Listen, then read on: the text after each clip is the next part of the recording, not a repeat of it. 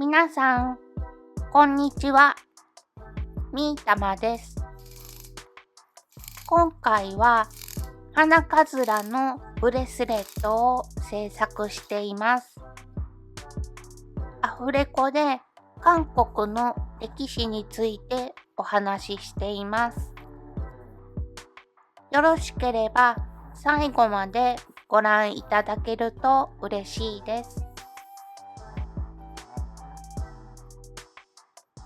前回の動画では韓国歴史ドラマイサンについてお話ししました。イサンの祖父にあたる第21代王ヨンジョの家族や王になる前の混乱していた時期のこともたどってみました。その続きをお話ししていきます。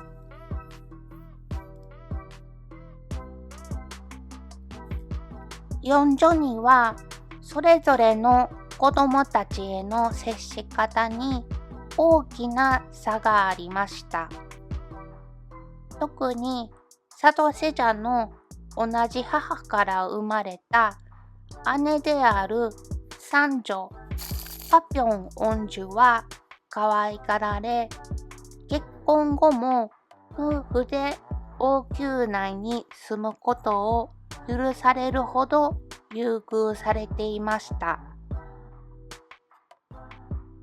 一方、同じ母から生まれた兄弟姉妹であるにもかかわらず、七女ファヒョク王女と次男サドセジャの2人はなぜか冷遇されました。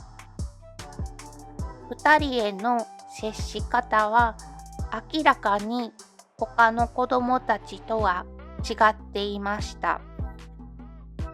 四女は嫌な言葉を聞いた際に耳を洗う習慣があったそうですが、その汚れた水をファヒョクの住まいに捨てさせたり、同じ王宮内に住むのさえ嫌がっていたそうです。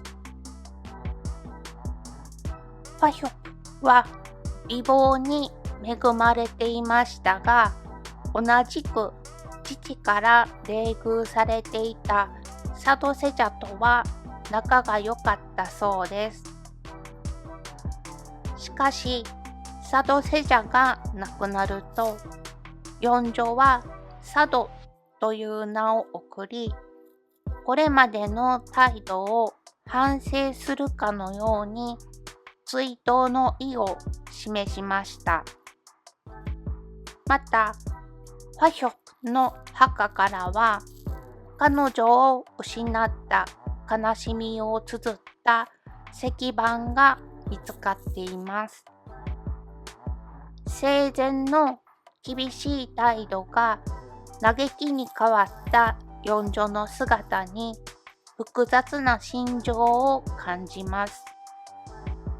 どうして生きている間に優しい言葉をかけてあげられなかったのかと思うと、胸が締め付けられる思いです。四女が2人をなぜ冷遇したのかは明らかではありませんが、その理由について少し考えてみたいと思います。四女は実は子供たちを深く愛していたのではないでしょうか。彼が最も許せなかったのは、自身の命を狙った兄の形質や自分への忠義がなく反乱を起こした臣下だったと思われます。愛情を注いだ相手にそれを返してもらえないと感じたとき、四女はひどく傷つき、へそを曲げてしまって関係を拒絶してしまう傾向があったのかもしれません。また、そうした態度を見て見ぬふりをする者にも強い腹立たしさを覚えたのではないでしょうか。私は四女の子供たちへの愛情は本当は等しく同じだったのではないかと想像しています。しかし、愛情が伝わらないとか、返してもらえないと感じたときに、自ら壁を作り、遠ざけようとした結果、それが冷遇という形になって現れたのではないでしょうか。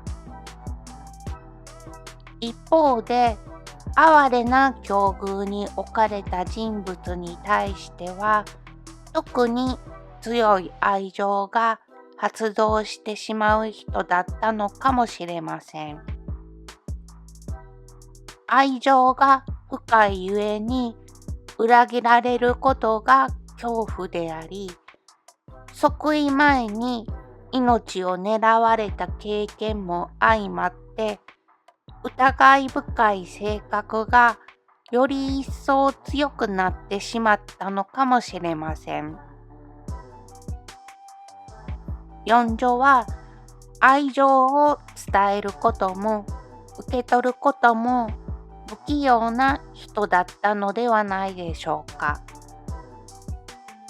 彼はファヒョクについて物事に対してさっぱりとしていて静かな性格で将来にわたって心配のない人だと考えていたようです。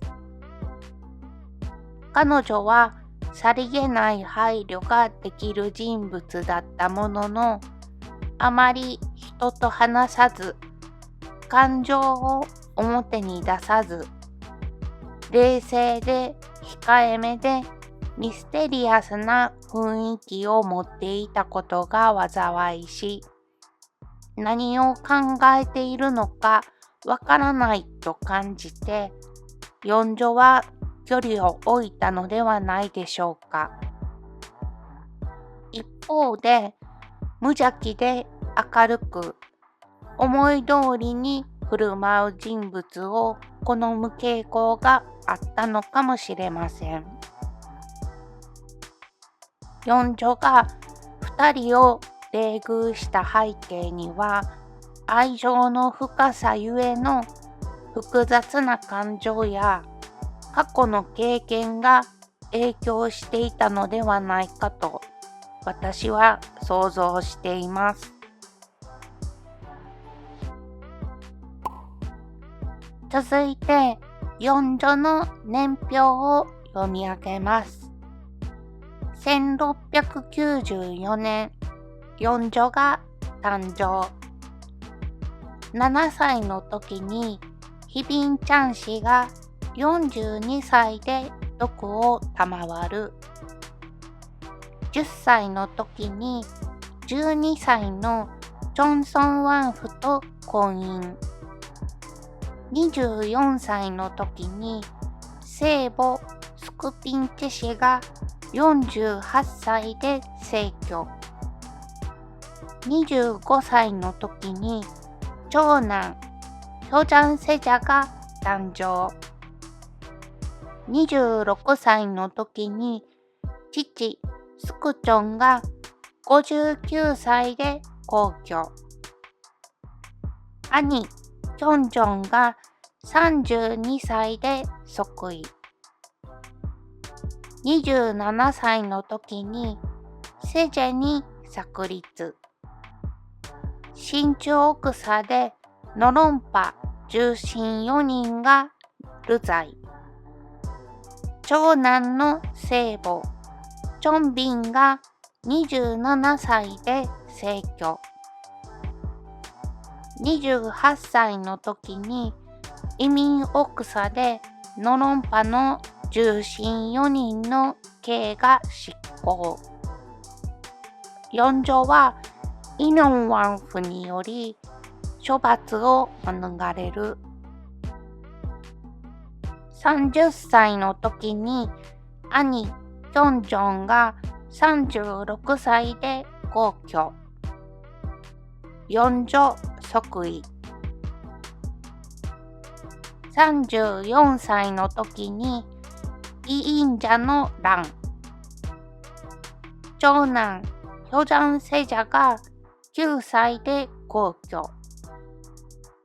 36歳の時に兄の継室であるテビ・ソニワンフが25歳で皇居。41歳の時に次男サドセジャが誕生。42歳の時に次男をセジャに1歳で確立。50歳の時に9歳のサドセジャとヘギョン軍が婚姻。54歳の時に寵愛する三女パピョンが21歳で逝去。55歳の時に14歳のサドセジャに代理調整をさせる。57歳の時に長男の正室ヒョスンワンフが35歳で逝去。58歳の時にサドセジャと仲良しの姉七女ファヒョプが19歳で逝去。イサン後のチョンジョが誕生。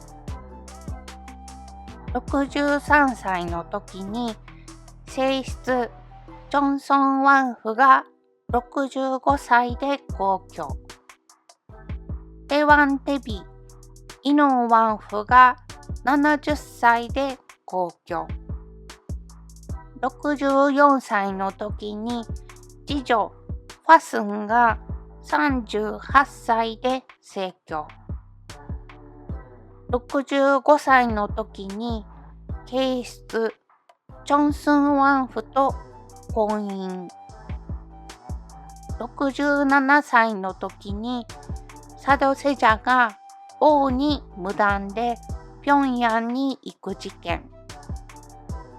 サドセジャの側室パク・ピンエが殴られ逝去。68歳の時に次男サドセジャが27歳で皇居。70歳の時に次男の聖母ヨンビンが68歳で逝去。81歳の時に23歳のチョンジョに代理調整をさせる。82歳で四女が皇居。続いて四女の家系図を見ていきましょう。四女は82歳で亡くなるまで52年間王を務めました。正室のチョンソンワンフソ氏は四女の2歳年上の姉さん女房です。継室に迎えられたチョンスンワンフキム氏とはなんと51歳差の年の差カップルです。チョンビンイ氏は若い頃の四女を支えた側室でしたが、若くして亡くなりました。彼女との間のヒョジャンセジャは9歳で亡くなってしまいました。ヨンビンイ氏との間には一男六女が生まれました。そのうち年長のファピョンと末っ子のファワンは四女に可愛がられましたが、サドセジャとファヒョは冷遇されました。エスギムン氏は杉を廃位され、ジョンジョの命令により命運がつきました。若いうちに世を去った子供が多く、四女よりも長生きした王女は3名だけです。そのうち1人は四女の皇居の翌年に他界しています。また、ファワンは恩樹の称号を剥奪の上、平民に降格され、流罪となりましたが、20数年後に罪を許され、王宮で余生を過ごしました。ファリョンは聖母ムン氏の罪で大臣から何度も処罰を求められましたが、ジョンジョは彼女の娘たちに罪はないとして恩樹の称号を剥奪しませんでした。その後、夫の不祥事があったものの、無事に穏やかな晩年を過ごしました。